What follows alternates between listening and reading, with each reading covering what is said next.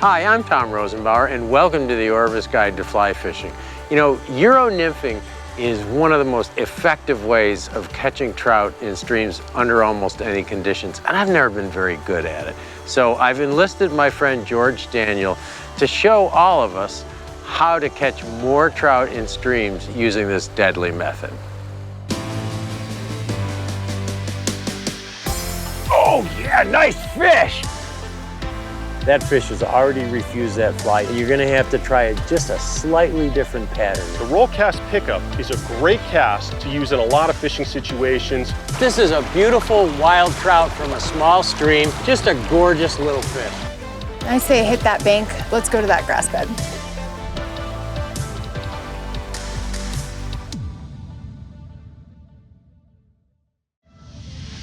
The ORVIS Guide to Fly Fishing is supported by ORVIS Fly Fishing, Adipose Boat Works, Global Rescue, Trout Unlimited, Oscar Blues Brewery.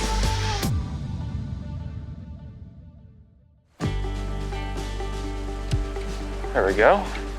You may have heard it described as Euro nymphing, Czech nymphing, Polish nymphing, French nymphing, tight line nymphing, or as George Daniel calls it, contact nymphing. There are many different variations of this technique, but they all involve using weighted flies, a long, thin tippet, and a colored cider leader instead of an indicator.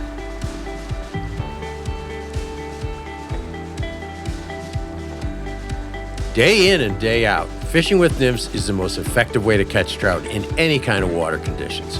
Euro nymphing is an especially efficient and effective way of fishing nymphs. In most water types, trout need to hug the bottom because that's where the current is slowest and they don't waste energy just trying to hold their position.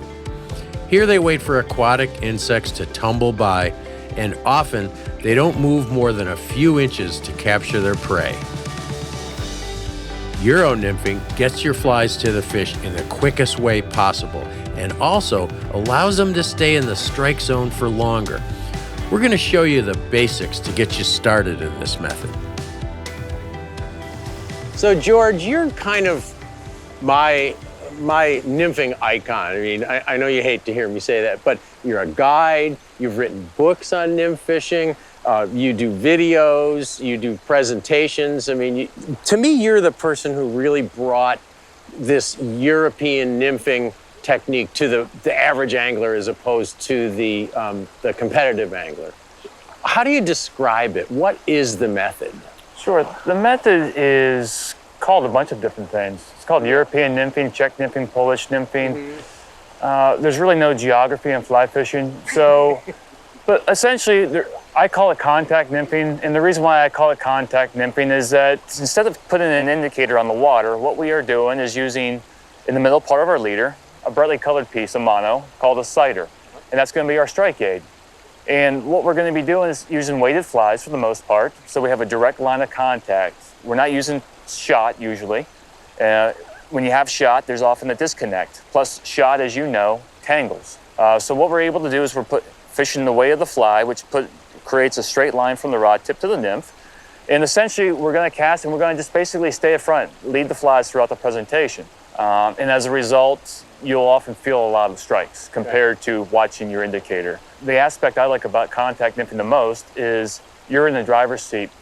When you're throwing an indicator on the water, basically you can manipulate the fly line, but the bobber does all the work for you.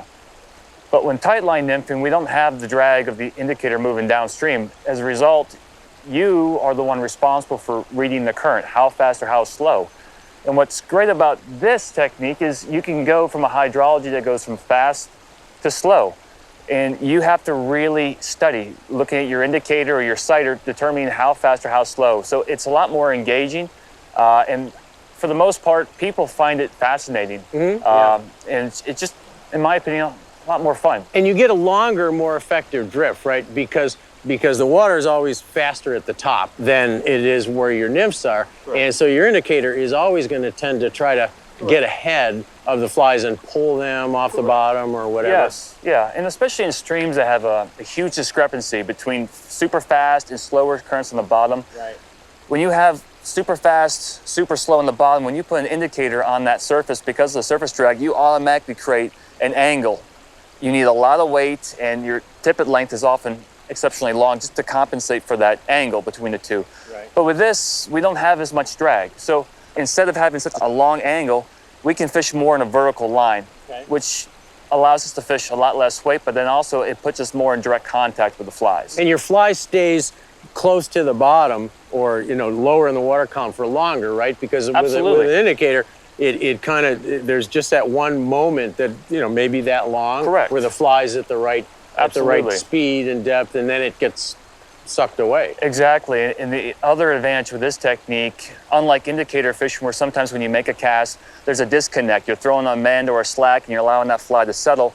There's no contact between the indicator and the fly. Right. So you have a sacrificial period to get the flies down, but with this technique, as long as you make a smooth presentation cast, which we'll talk about, your flies, you're basically fishing your flies from the very beginning to the very end. Mm-hmm. Effectively. Yeah. Cool. Let's do it. Yeah. Catch a fish. Catch a fish. We'll try. Okay, let's go.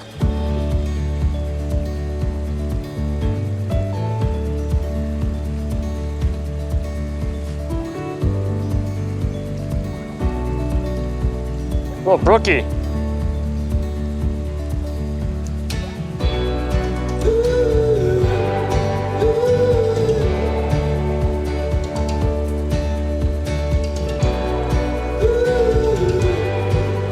Oh, another one. A little bit better one?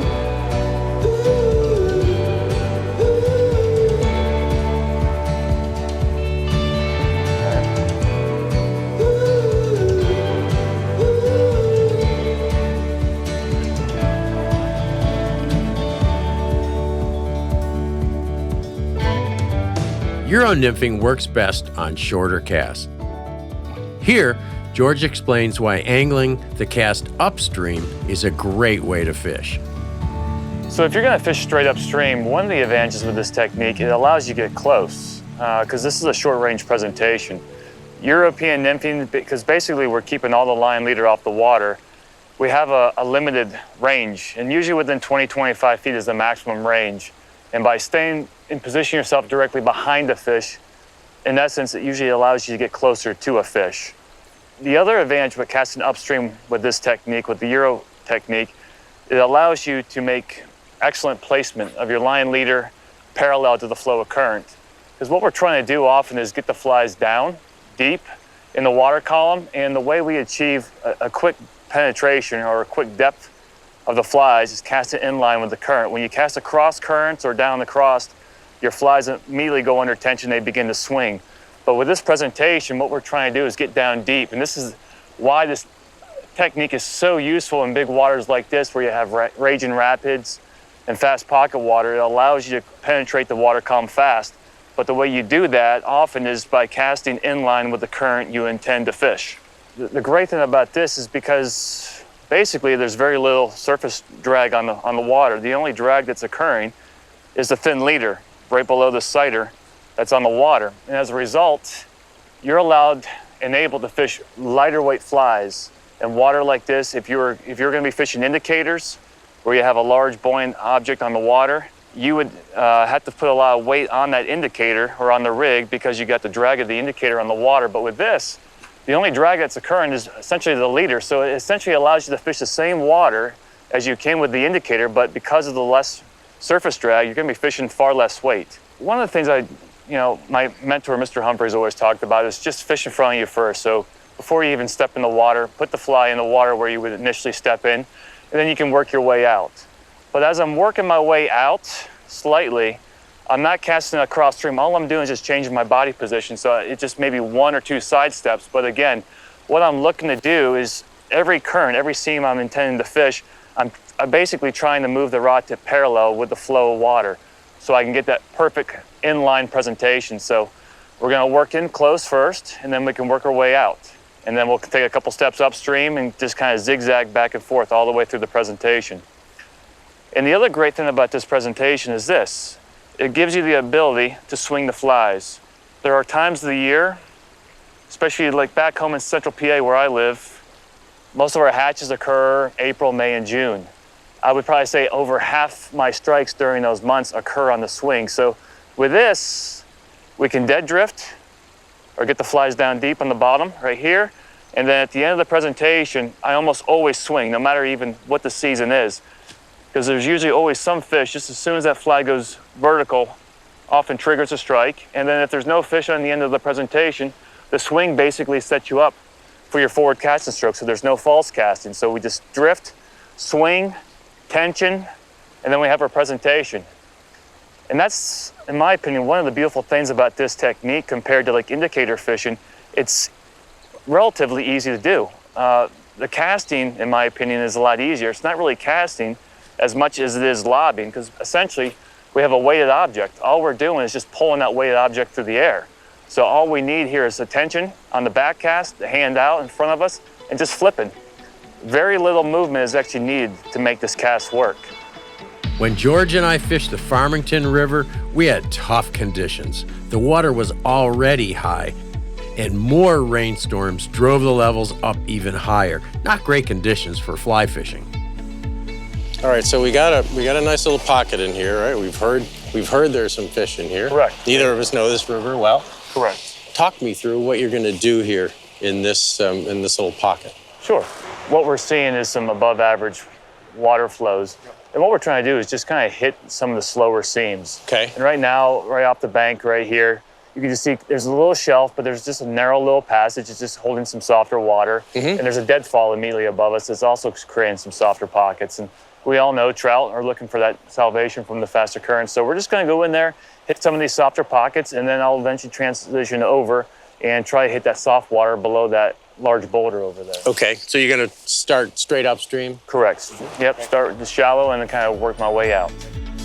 Still, we caught some nice fish, proving how effective Euro nymphing is under any water conditions. We've given you a brief overview of Euro nymphing basics. Now let's get into more detail on how to rig up and fish and learn how anyone can use it to catch trout in a more reliable manner.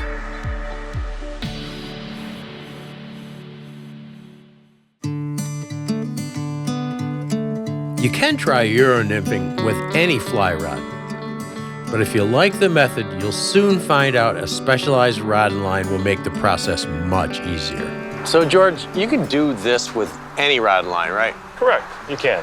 But it's better to use something that's been developed, especially for this method. It's going to make it more efficient. Correct. I mean, most fly rods are designed to cast fly line. What we're doing is basically casting leader or a very thin diameter fly line. So we really need just a softer tip that loads with minimal amount of mass outside the rod tip. Soft tip, and then you have a stiffer butt to play fish and have Exactly. the power. So yeah, you can see the way this rod flexes that it's really tippy, really soft tippy. And it's going to be ultra sensitive. You will feel a lot more your strikes with this type of rod versus a traditional action rod. So that's pretty much it. But you could use any longer 9 to 10 foot rod if you wanted to, and it would work. Absolutely. Okay. We use a very, very thin line, and before, when I've done this with a kind of a standard rod like a 10-foot 3-weight or 4-weight, I used a leader that was twice as long as the rod, so that the line always stayed right here and didn't sag. Because I know when you have a heavier fly line, when you've got line out there, it sags, and then it pulls it back toward you. You don't want that. So you want a thin line, and we're using shorter leaders than I have before here because we don't need it, right? Because we've got that really thin fly line. Correct. The thin fly line is basically mimicking larger diameter monofilament. And if you do have to make a longer cast, you can put that line on the water and mend it. And Absolutely. So the advantage of these longer rods is a situation like this where you're trying to get across that faster current? Absolutely. A friend of mine did a math study. I'm not sure if it's exactly accurate, but he did a trigonometry looking at angles. And basically what he was saying is when you're trying to hold monofilament or like a level line off the water, every foot you have extra in your rod allows you to basically hold it an additional 3 feet away from you. So there's a huge difference between like an 8-foot and a 10-foot rod. That's basically 6 feet further back you can actually present the flies from. And in raging water like this, laying any line leader on the water between you and that softer current is immediately going to create the drag. So we're going to do everything we can to keep line leader off the water. And I can reach and I can hold that line right in that soft little pocket. Although it's possible to hack away with any leader using this technique, it won't be easy or effective. A long leader that incorporates a sighter makes your fishing easier. You can either buy a pre-made Euro nymphing leader, or you can make one, as George shows here. We're going to start off with a 9-foot 4X leader. We're going to cut down to approximately the OX diameter on that leader. Off of that, we're going to add OX cider material. Multicolored cider material, about 20 to 24 inches. And we're going to do a blood knot. Every color change, we're going to do a blood knot to provide points of contrast to a tippet ring. That's it. And that's it. And then your tip's going to be 3 to 6 feet, depending on the speed and depth of the water. Okay. So all we're going to do is start off with basically a 9-foot 4X tapered leader. We're going to add an OX cider material. So we're going to run our hand down the leader, this 9-foot 4X leader, about 5 feet until we have the OX diameter in sight. Just eyeball this. We're just going to clip this off. All we're going to do is we're going to attach our 3-tone cider material, the OX to the OX. Now, what a lot of people will do is they'll cut these tags off flush. But one of the things I like to do with this is I actually leave your tags. So what we're going to do is leave a tag that's maybe anywhere from like a 1/2 inch to 3/4 inch, right there. And when you look at this from a side angle profile, it's going to be a lot easier sometimes by just even having those little tags off to either side, just giving you a better visual. And at every color change,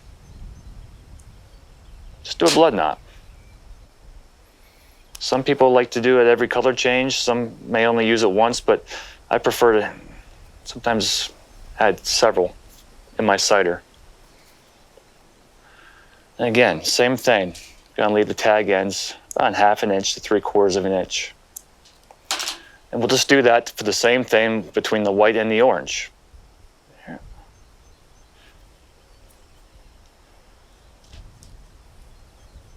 So our tippet, our cider is going to be 20, 24 inches in length. Now we're just going to add a tippet ring. This is just a standard tippet ring. I think that this one's about 2.5 millimeter approximately. Doesn't have to be exact. And one of the things we want to do when we're nymph fishing is have a thin diameter tippet immediately off the indicator. The thinner the diameter tippet, the quicker the sink rate. And then also a tippet, as you know, that's level in diameter is going to sink at a uniform rate rather than unevenly. So off this tippet ring, I have an OX, but I can go straight from OX to a 6X or a 7X tippet because I have this connection between the tippet ring. The other thing I like about this, and this is not going to kill lice, or one of the things I like about the tippet ring is it allows you to create a long-lasting leader because every time you attach tippet, you attach it directly to the ring. You never cut back on the leader. So like where I fish, for example, in central PA, it's a cloudy location. We don't get a whole lot of UV, a lot of sunlight. I'll have leaders that will last me literally 6 to 9 months before the UV breaks it down. So the tippet ring is great for allowing an angler to keep a leader for a long time. So that's just a basic leader. Again, we're just starting off with a 9-foot 4X leader, cutting back about 4 feet to the OX diameter, and then just attaching our 3 color tone cider materials. And at each color change, we're going to do a blood knot, provide points of contrast, but then also to add tag ends so we can float the cider at a distance, followed by the tippet ring, and then to our tippet. And then the tippet, depending on the conditions, you can range anywhere from 3 feet all the way to 7 or 8 feet, depending on the depth of the water that you're fishing. But right there is kind of the basic leader formula that is going to get you started. Tippet and droppers often confuse people, but the concept is quite simple, as George tells us here.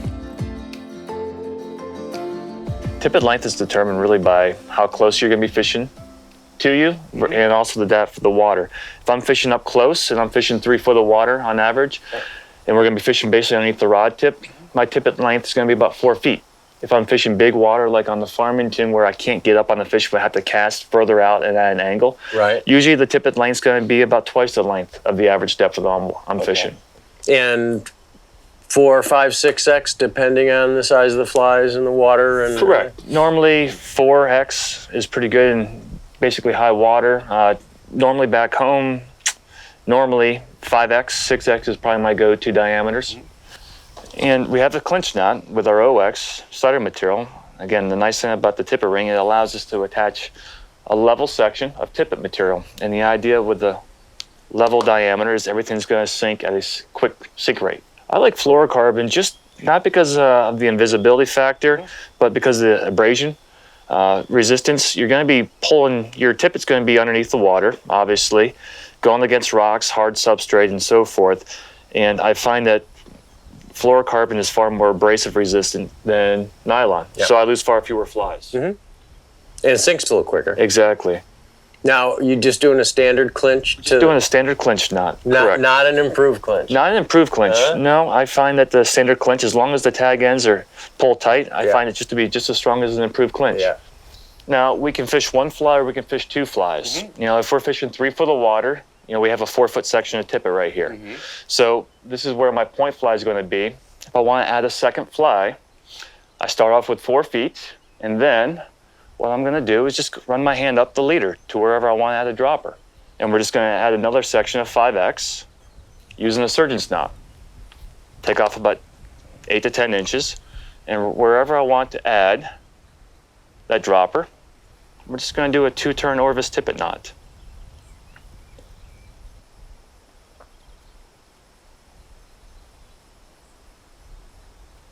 That's it. That's your upper fly, or your dropper? That's my upper fly. And your point fly is on the end there. And eventually, if you change your flies enough with the dropper, all you need to do is just, when this gets short and stubby, just trim this off. And you can pull off another section of 4 or 5X. And then you can basically do a clinch knot. Around the standing part? Around the stand part and slide it down. And that just allows you to keep the dropper going.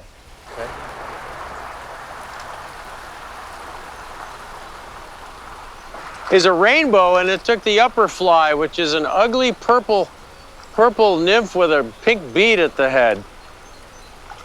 More of what you'd think of as a rainbow fly instead of the mop fly.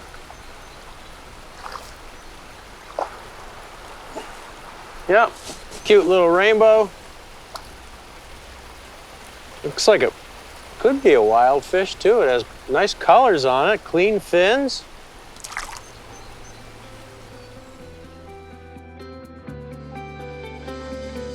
We all agonize over fly choice, but take a lesson from George. He keeps his fly selection simple, as instead of trying to match the hatch with a specific fly, in Euro nymphing, you're just trying to get something that looks tasty in front of a trout. It's much more about getting the fly down to the fish with depth control than it is about using the perfect fly pattern. But George, talk a little bit about the flies used. Now, you can theoretically use any heavily weighted fly for this, right? They don't have to be tied on jig hooks. You can use a standard BEAD-HEAD Prince or whatever for this kind of fishing. But a lot of people use specialized flies. Actually, they're not specialized. They're more generic patterns, right? They're kind of almost nymph attractors. Exactly. How do you rationalize what fly to pick? Basically, what I'm looking at is I fish about a dozen styles of flies, no matter where I go. I just have some varieties of pheasant tails, hare's ears to cover most of my mayfly imitations. I have some soft tackle patterns to imitate some caddis, along with some case caddis. Obviously, I have worms and what they refer to as junk flies for dirty water conditions or any time where fish are actually feeding on floating worms. Right. For the most part, I'm looking at a fly more from a depth standpoint. Okay. I weight my flies according to 3 distinct weight classes. Most of my flies in the heavier section here are tied with a 5/32 bead. Tungsten. This next one is tied with a 7/64, one size smaller, and the next box is tied with a 3/32. Okay. So right there, I have 3 ways of adjusting my depth. Most of the time, I put the heavier fly on the point. Putting the heavier fly on the point keeps a the entire rig tight, from the rod tip to the nymph. Also, when you fish, have your fly in the point, the lighter weight fly on the dropper, you're fishing 2 distinct levels in the presentation. So keeps it tight, and you fish 2 levels. George, we talked a bit about weight in flies, and are there other considerations regarding the profile of the fly for getting it down? Absolutely. What we're trying to go for the most part, is just trying to create as thin and as dense of a body as possible that's just going to quickly penetrate through the water column to achieve depth. And sometimes you obviously want the fuzzy flies floating more in the water column for emergers, but anytime you're looking to achieve a deep drift as close to the bottom, try to strive for thin and dense bodies. Okay, what would you consider a thin and dense fly? This is a style of fly called the perdigone. It's just a hard body fly. The body can be constructed of thread or a floss that's coated with a UV resin, hit with a light, but just something that's, again, just very thin in diameter. This is just a V-rib nymph. It's a hard body nymph, but you can see the dub collar. And that's gonna sink at a much slower rate than the perdigone. Okay, great, good to know.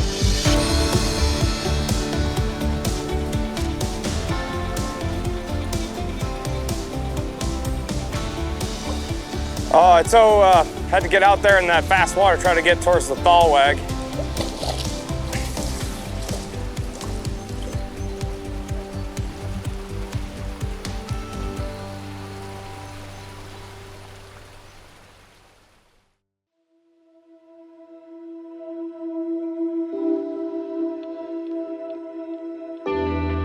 Casting with this method is different and actually easier than traditional fly casting. However, if you spend a lifetime casting conventional fly lines, you need to break some old habits, like I did. So George, tell me about the cast. Obviously, to me it seems stealthier. There's a quick flip, boom, the fly's in the water. You're not doing any false casting, so you're not moving your arms a lot. What are you trying to do with the cast? With the cast, what we're trying to do is fling a decent amount of weight forward, but do it in a smooth manner where the rod tip stops high and the line leader is off the water from the very beginning. And when we're doing this, basically, everything you've learned about traditional casting goes out the door, because it's not casting as much as it is more of a flop. Everything is a tension here. So because we don't have mass in the leader or in the line, all we need to do is we need to have tension on the back cast. Essentially that line hanging off the rod tip. These rods, these long nymphing rods, are designed for just a short load at the tip. All you need to do with this cast, and what I like to do, is just keep my hand out in front, keeping the wrist cocked back. And all we're gonna do is just a smooth fling. That's it. Either the finger or the rod tip goes over top. But the key here, to have that sighter in vision, in sight from the very start, is you need to stop with the rod tip high. So when you cast here, the hand's gonna start low, and all we're gonna do is just flick it up. And there's no body movement. Everyone wants to try to power cast this, and when you power cast this, the shock, the line leader get discombobulated, you have it bounces back. and then you don't have control here to the very end. If you can just learn to let the rod do all the work for you, you're gonna have control from the very beginning here. So all of this is, again, it's just keeping this elbow in. And anytime you're fishing heavily weighted flies or a heavily weighted rig, you know, basically the 180-degree rule. So wherever you want your flies to go in the forward stroke, we just need to bring the flies back so it's a straight line from in front to behind. Hands in front, and just a smooth flip. And now you've got your eye on the sighter the whole time. It doesn't pile up in front or anything. That's it. It's smooth. That's all we're doing. Here, George critiques my casting and presentation. Hopefully, you'll be able to learn from the suggestions he gives me. So George, we've had little gusts of wind here, and you know, keeping the rod eye, it starts to blow the sighter around, and starts to feel a little like things aren't happening right when the wind blows. What do you do? I mean, what do you do when you got a sail out there underneath your rod tip? Well, there's at least 2 things we can do. One is, obviously wind is the biggest nemesis to the tight line or contact nymph angler. the first thing we can do is just making sure that we maintain some degree of tension from the very start of the cast to the leading of the flies. Anytime you incorporate an ounce of slack in that line, the wind's going to create a bow. Right. So you can see how there's a disconnect right there, and that's a result of you casting and turning simultaneously and creating kind of a jerky motion. If I can just have you just, I'm making a jerky motion? Excuse me. As my mentor, Mr. Humphrey, says, let's eliminate the jerk on the bit. So one of the things I would like to see you do when you're making the cast, just let the fly line fall behind you, okay? You're dropping your left shoulder just a little bit. Now, what I would like to see, instead of using a very short erratic motion, I want the hand extending out, keeping the hand out, and all we're doing is just flipping the wrist. And as soon as we flip the wrist, all we're gonna do is just immediately, almost like a downstream reach cast, just flip and just begin sliding the hand downstream. Hold it high and begin sliding downstream. Now you have tension right from the very start. Right. Now, in minimal amounts of wind, that's going to be okay. But that's the first thing, is just not giving the wind any slack in the presentation. Okay, so immediately, Immediately. You maintain tension, and often too, with that wind, one of the things you can do is you can place that cider on that water, and because that cider has those knots, it creates an anchor, and it kind of holds that line tight on the water.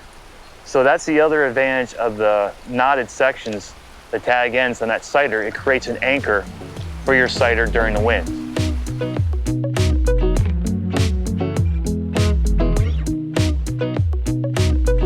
And the big part after the cast is made is kind of the line control, because sometimes all you're looking for is just a little hesitation in that cider. Yeah.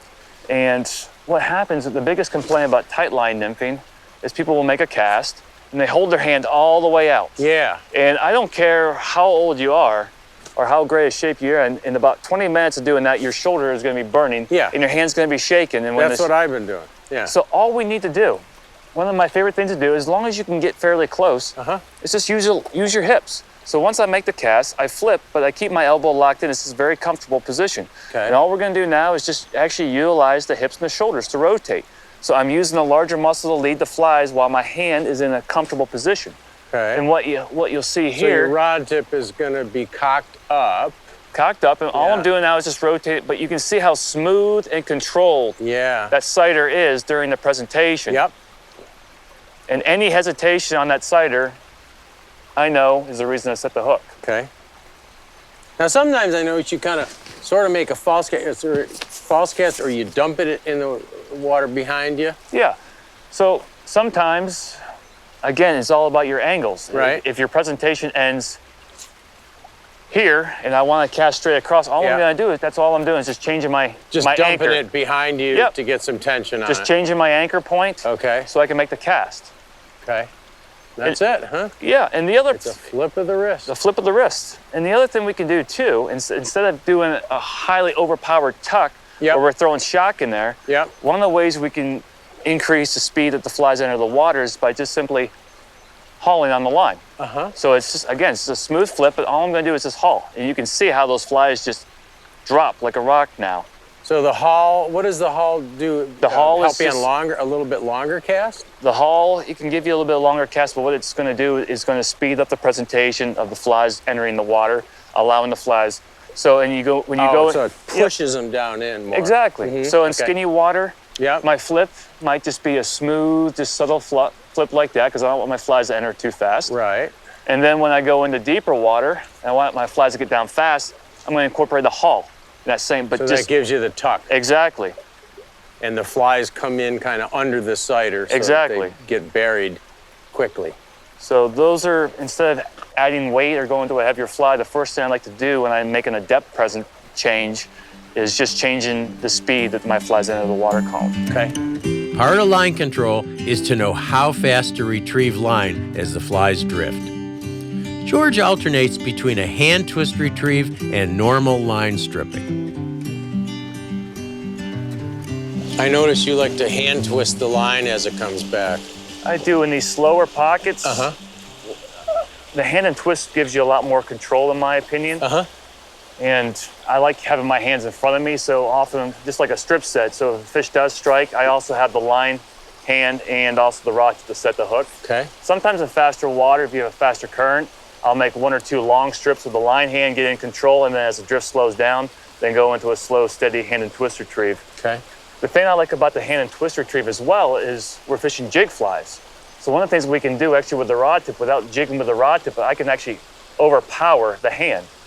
Just like this, I can literally jig the flies with my hand. You can see how that sighter's bouncing up and down. Yeah. And all I'm doing is just animating those flies. But they're staying in the same current lane, Correct. so they're not looking like they're dragging or anything. Exactly. One of the downfalls with the rod tip when you jig up is you put slack in them and the flies have to drop. But you're exactly right. You can pop it in there, and then I can basically manipulate the line hand, and I can manipulate those flies, move the flies, but still keep them in the water column. One of the fine points I didn't catch on to right away is that in order to stay in tight control of the flies at all times, you need to lead the downstream progress of the flies with your rod tip. Otherwise, you'll develop slack and won't detect strikes. I mean, start low. You're starting way too high. Low, pitch it up. There you go. Now you need to strip in line, quick strip, now lead. Just like lead, quick downstream reach. There you go. Okay. Oh, I didn't realize you needed to be ahead of it that much. Yep, absolutely. Now you're in the ball game. And in deep water, you need to develop some slack first. So at times, a lower rod tip earlier in the drift can help. But George, what am I doing wrong here? It just doesn't feel right. So It doesn't feel like I'm always getting down and... the one thing I would just change, it's nothing wrong, but we just need to switch based on the conditions. You see how when you're making the cast, you're immediately pulling back on the rod tip. Yep. You're engaged, you're creating tension. We got deep water, Okay. dirty water, fish are on the bottom, so we need basically a sacrificial period of time to get our flies down a little sooner up there rather than here. Okay. So when you cast, Yep. don't immediately lift up with the rod tip, but instead just make the cast, but then just point the rod tip towards the sighter and actually hold the rod tip and draw in the line with the line hand. You'll Okay. let that sighter drop a little bit, and then you can engage with the rod tip moving downstream. Okay, so... Point, draw a little bit of line, now elevate. Now we're ticking bottom a little sooner, a little higher up, and we have control from the very start to the bottom. So... Draw in line. Good, now you can elevate. Now see how we're hitting it's- bottom yeah, so much yeah, earlier? yeah. Yep, so we're just creating a little bit of manageable slack earlier on to give our flies time to hit the bottom. The angle and distance between the sighter and the water surface is critical, depending on water depth and speed.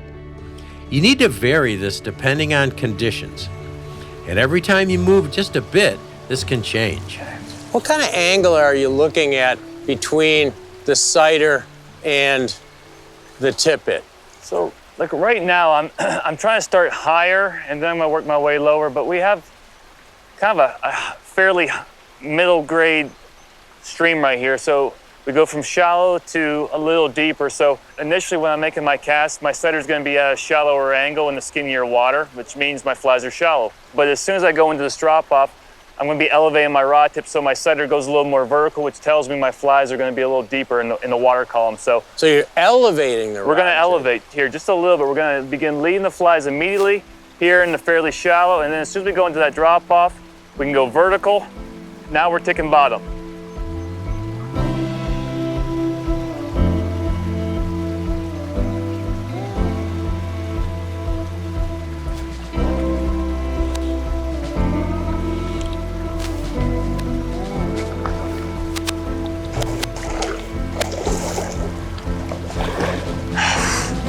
It was a nice gradual drop off. It went from light to dark.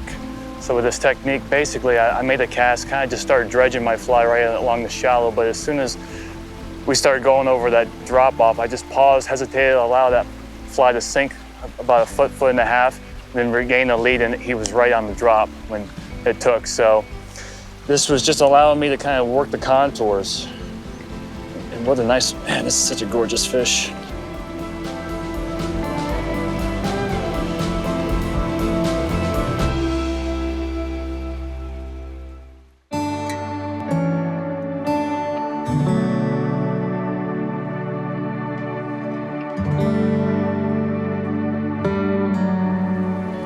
We have a lot of wind. So all we're gonna do, again, starting with the rod tip at a level height, we're gonna make the forward cast stroke, point the rod tip right at the sider, one long draw, but always keeping part of that sider just lifted off the water. Okay. That's all we're doing. Just a little bit. Just a little bit. So instead of casting and doing all the line control with the rod tip, keeping a higher rod tip, allowing that wind to basically push that sail around, all we're gonna do is we're gonna square back up, make our forward cast stroke, stiff arm, hand out, one long draw of the line hand, keeping the sider tight, and then we can resume leading the fly in the presentation. But that just keeps things tight and reduces the overall length of the line off the water. Okay.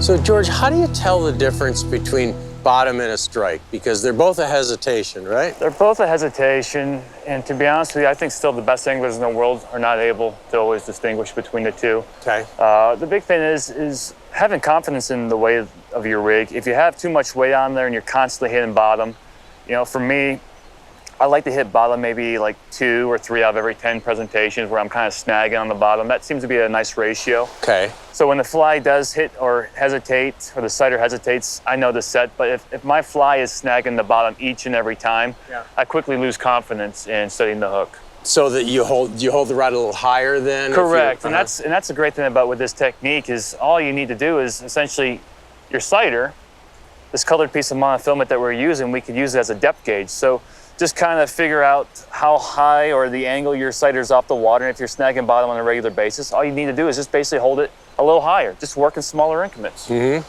Okay.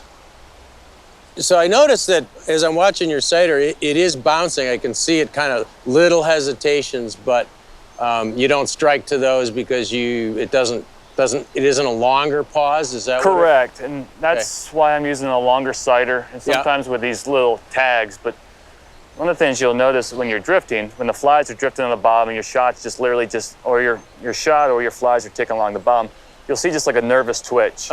And often when you see that nervous twitch hold tight for, you know, half a second to a second, that's usually an indicator that it's either stuck on the bottom or a fish has inhaled the fly. Okay. So I'm looking essentially for that nervous twitch to end. Okay. And again, that's why it's really important to get your weights kind of dialed in so you maintain that nice little ticking motion. Finally, you can further modify your presentation by adding weight. Sometimes you can do it by going to a heavier fly, but you can also add split shot. Weight on the leader is not allowed in competition fishing, but it's just fine for us civilians. As I'm working the shallow shelf, we were ticking bottom, but as soon as I went another 4 or 5 feet out, we got some depth, a little more current, and I stopped ticking bottom. So all I'm gonna do is just switch to a fly with 1 bead size heavier. You know, there's those times of the year, as you know, Tom, where it doesn't really matter what you do, what level you put the fly, they come up out of the bottom. But then there are times like right now where you've got to almost force feed them. So now you got to switch again. We're gonna switch again, or we're kind of maxed out with the size of the beads right now. This is a 5/32. So now we're just gonna add a tiny little shot. Okay. Between the 2 flies. Between the 2 flies, and just closer to 4 or 5 inches above the point fly or the bottom fly. You can even modify your presentation by switching to a drop shot rig, which puts the weight on the bottom and stalls the flies, suspending them above the weight. What are you gonna try? What I'm gonna do here is I'm gonna do a modification with a drop shot. I'm just not seeing as much action either on the surface or on the swing right now, so I'm gonna try to stall my flies in the column slower. So we're gonna use a drop shot, tight line system, contact nymphing, but we're gonna put shot on the bottom and just really crawl our flies on the bottom, but at a much slower path than what we were doing, which we were basically drifting just a few minutes ago. Okay, so when you rigged for that, you took off your bottom fly. Bottom fly. You tied a surgeon's knot. Yep, with another section of tippet. And left a dropper for your second fly. Correct. And then you put an overhand knot in the end of the tippet. Correct. And then you're gonna put a shot on the bottom. We're gonna put several shots. Several shots on the bottom. So the shot's gonna roll along the bottom and your flies are gonna stay just above the bottom. Correct. Okay?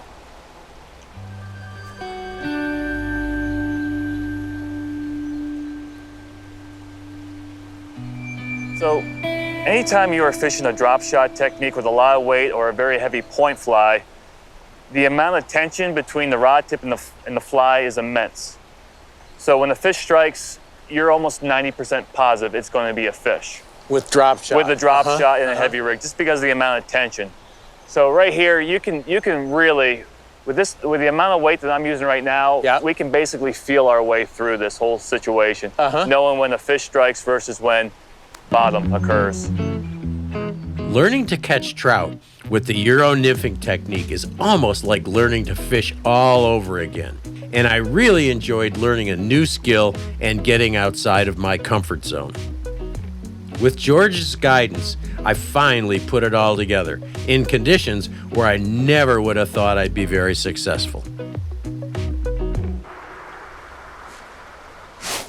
There's a fish. There we go. There's a nice, decent fish by the head shakes.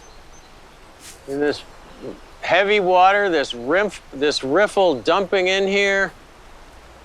Little soft water on the side here. I was hoping there'd be something sitting in here, and there was. Took the mop fly, which has been the deadly fly for all of us. Nice little brown trout. Barbless hook on the roof of the mouth, so we'll just grab him here, keep him in the water, and take that barbless hook out of his mouth. Beautiful fish. Beautiful little fish. All right, buddy.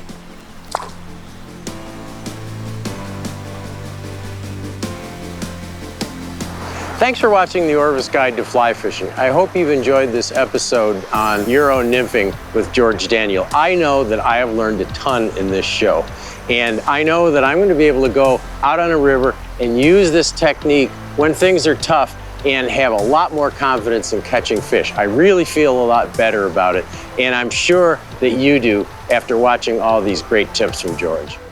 Hi, I'm Tom Rosenbauer. Do you want to learn more about this crazy and exciting world of fly fishing? Watch the other videos in this series and subscribe to the channel.